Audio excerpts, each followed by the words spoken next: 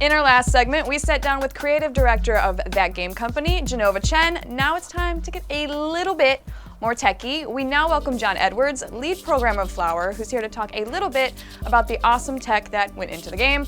So let me now kick it over to the master of Flower Power himself, Ryan Clements. Yes, I just said that. Thank you, Jess. You're That's welcome. an amazing title. So talk about how many blades of grass are going at one time sometimes. It seems sort of ridiculous. Well, yeah, I mean, there are over 200,000 blades of grass going at various times in the game. I remember the first meeting we had about Flower. Jenova came in and he was presenting this idea he just had, and really at that point the idea was just flowers. He kind of had found all of these pictures on Flickr of flowers, and he's like, guys, flowers, do you see this? Do you understand? You know, for me, like I grew up in the Pacific Northwest, you know, Seattle area, and like, you know, it gets really cold in the winter, and like flowers all, you know, like they die, but what Flowers, what are those? Exactly, yeah.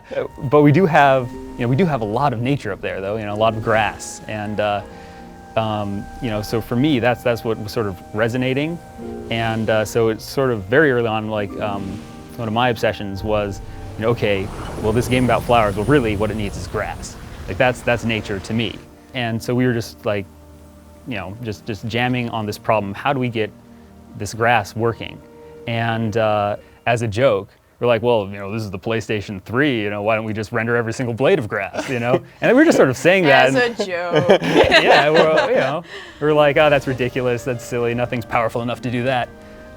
But then one of our programmers, Martin Middleton, who was just really, you know, digging into the SPUs and really trying to learn it and do things right, you know, he's just like, well, I'll try it, you know? And he coded it up, you know, the first prototype, and, you know, it just worked. And we're like, wait a minute, you know, this might actually, you know, we might be able to pull this off.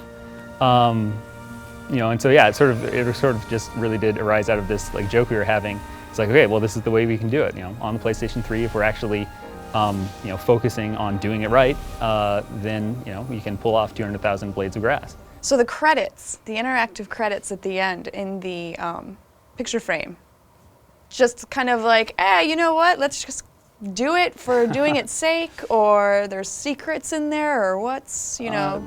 When you play through the level, you hit flowers with people's names on them, and then the names kind of, you know, ascend to the sky, and you know, they just sort of become stars in the sky.